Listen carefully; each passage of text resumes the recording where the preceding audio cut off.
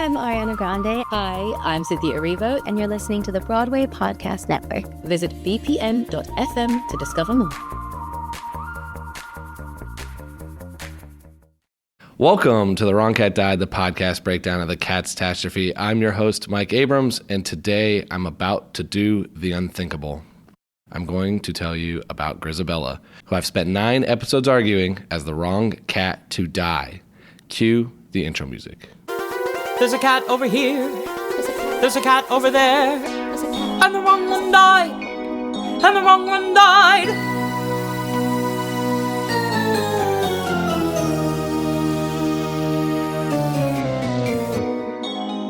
I don't want to do this, but I feel that it's my duty to tell you about Grizabella because she is going to be one of the main characters in the movie, and Jennifer Hudson is about to play her.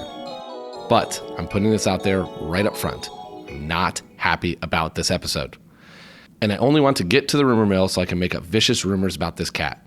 But before I do that, here's what you need to know about Grizabella, who I will be calling Grizz from here on out. She comes in midway through the first act, right around the end of Rum Tug Tugger's song.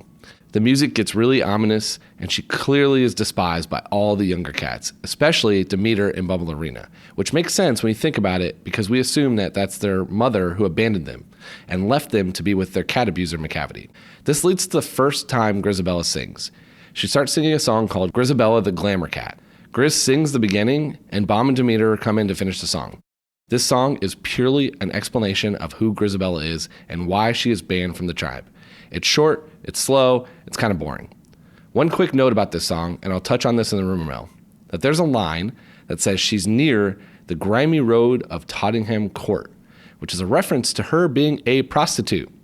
So here's our winner, ladies and gentlemen. The winning cat is a rumored prostitute, a positive message for children all over the world. We will dig more into this in the rumor mill, but I had to call that out right up front.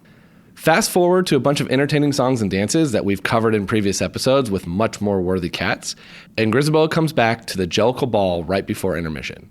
Her entrance is super weird. She's trying to mimic the other dancers, but instead it looks like she's having a seizure. It's said that she's trying to show that she can dance, but she's actually too weak to do the dance. But personally, I didn't see it. It just looked awkward and out of place. And after she's done dancing like Elaine Bennis from Seinfeld, she starts to sing the Prelude to Memory. She sings the first verse and reaches out to touch her hand to old Deuteronomy, who looks at her and waves her off. Curtain drops, scene ends, intermission, and you think that that would be a huge bad sign for Grizabella winning. But no, of course not, because we know how this story ends. We don't see Grizabella again until the last scene, where she comes back out and belts out Memory.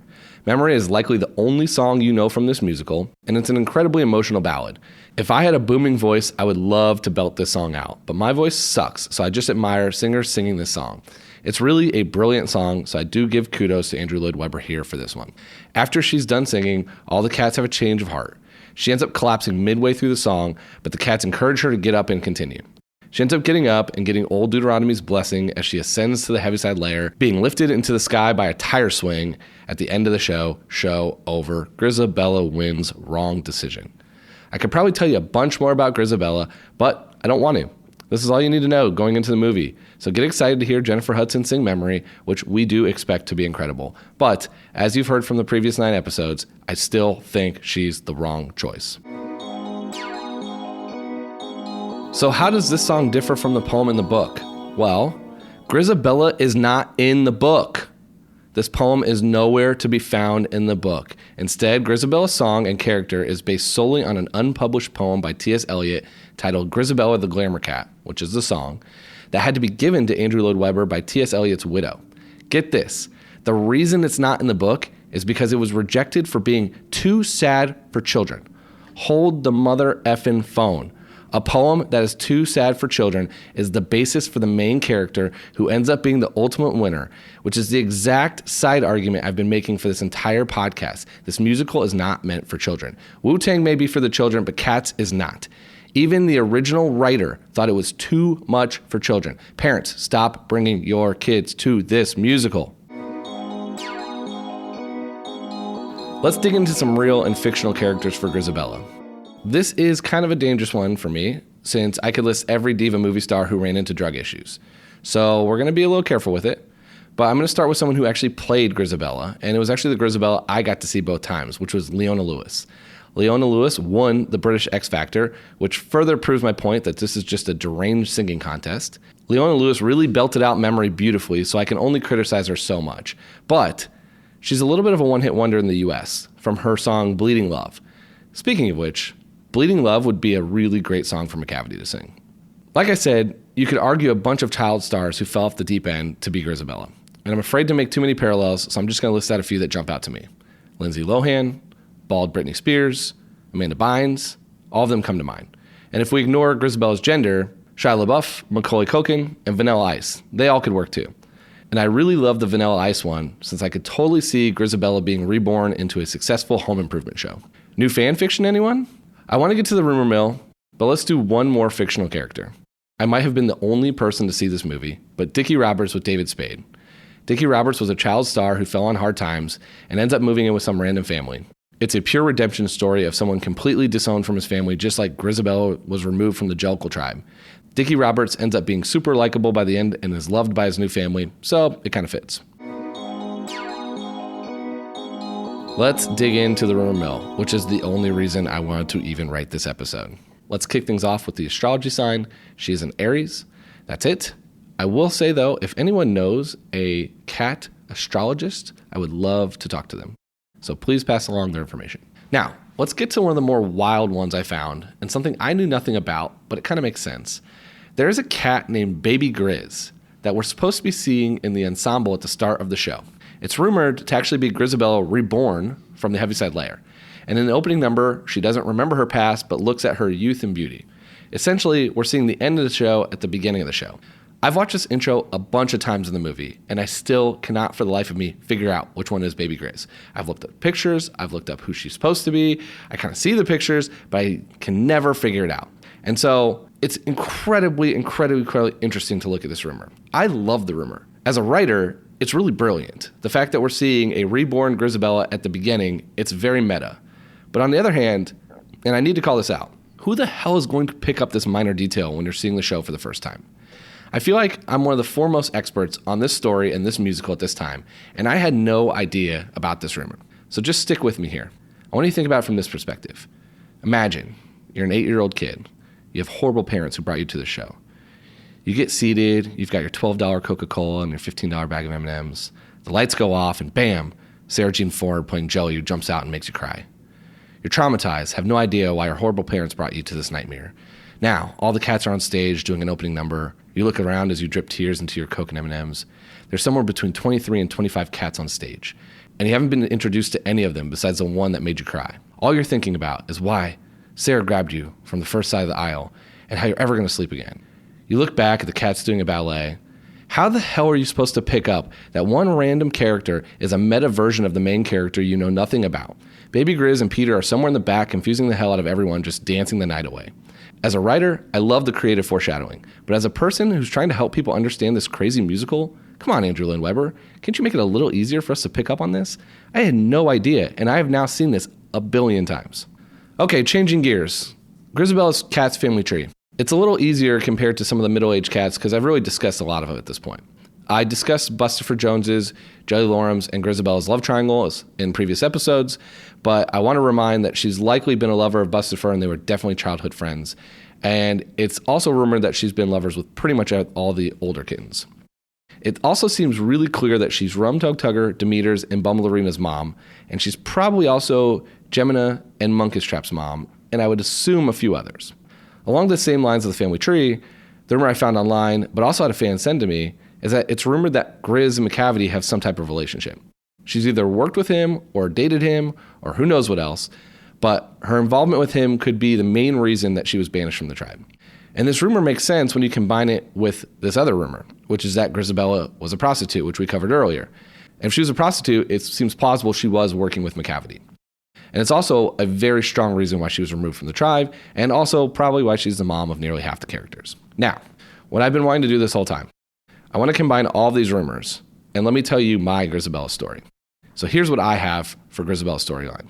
At a young age, Grizabella is a rock star who takes the cat world by storm. She goes on tour, becomes super famous. She ends up signing a contract with Macavity so that Macavity can manage her career. She has early successes, but at some point, Macavity wants her to become a pop star instead of singing ballads. Grizabella rebels and ends up doing a ton of drugs on tour. Her friend Bustifer tries to get her out of this contract, and as the rich friend, he ultimately can do a lot of stuff with this, but he can't help. She's beyond help. She ends up the prostitute being wrongfully treated by McCavity. She drags her daughters into this, and that's why Bumblerina and Demeter are in this crazy relationship with McCavity. Ultimately, Grizz becomes so old and washed up that she gets booted from the Bustifer's gentleman clubs and ends up on the street. She tries to make it to a revival, but it falls flat. She moves away to an unknown island, does a ton of drugs before she finally cleans up her acts. She waits for America's Got Talent to kick off their 25th season and sings Memory in a dramatic fashion to win over the hearts of America. Every boomer is watching, remembering the fond times they had with young Grizabella. Every millennial is fascinated by how talented she is and how she's powered through these tough times. They're proud she's doing what she loves. And every Gen Z is wondering, who the hell is Grizabella? And wondering if maybe Kanye will make her famous like that new singer Paul McCartney. America is mesmerized by the entire thing and forgets the fact that a dude literally just shot lightning out of his hands and was a magician singing one of the best songs in the show, and that there are plenty of other better choices. Literally every other amazing cat is a distant memory for America. See what I did there? Memory. America votes, and she wins this deranged competition show, which doesn't result in $1 million, but instead a sacrificial murder. It leads to mass chaos with documentaries and podcasts about the comeback and the controversial ending. A movie gets made, and the trailer nearly breaks Twitter. Everyone wonders what in the world is going on with this decade, and are we really prepared to be going into 2020 with Cats the movie as the last thing we see? Life goes on for all the cats, except for Grizz, who dies to live another day. The end. Let's dig into Grizabella's YouTube comments. This video has over 1,800 comments, and 99% of them are just people saying that they're crying. So let me just read a couple. Senpai Desu. I don't know anything about this musical, but I'm sobbing. Dead Origami. I actually need this specific version on Spotify so I can cry dramatically in my car as onlookers pass by. Please. Bia. Damn ninjas cutting onions again. And then last but not least, from The Wrong Cat Died. Am I the only one who thinks Grizabella was the wrong cat to die? And yes, I made that comment on this video. So why does Grizabella deserve to die over, Grizabella? Okay, this is usually where I'll give the reasons that the main character that I've been talking about is better than Grizabella, but since I think she was wrong from the beginning, I'm not going to do that. Instead, I will give you a very short counter on why I would make an argument for Grizabella. If I was to make an argument for Grizabella, it would center around her comeback and redemption story. That's all I'm giving you. That's all you get. I'm not going into any more detail. So how do I rate Grizabella? On a scale of 1 to 9 cat lives? I'm not rating Grizabella. I spent 9 episodes telling you why all the other cats are more worthy, so Grizabella gets an incomplete. She was the wrong cat to die. Thank you for listening to episode 10 about Grizabella on The Wrong Cat Died, the podcast breakdown of the Catastrophe. Although this is the end of our journey preparing you for the movie, there's still more to come. Stay tuned for future bonus episodes and other great content coming your way from The Wrong Cat Died. And since The Wrong Cat Died has been unofficially sponsored by Cats the Movie, and I've been preparing you this entire time to go see it, go check out Cats the Movie in theaters near you on December 20th, 2019, and let me know what you think. To follow along, you can subscribe on Apple Podcasts, Spotify, Stitcher, or anywhere else you listen to podcasts. Follow us on Twitter and Instagram at The Wrong Cat Died, or check out our website, thewrongcatdied.com.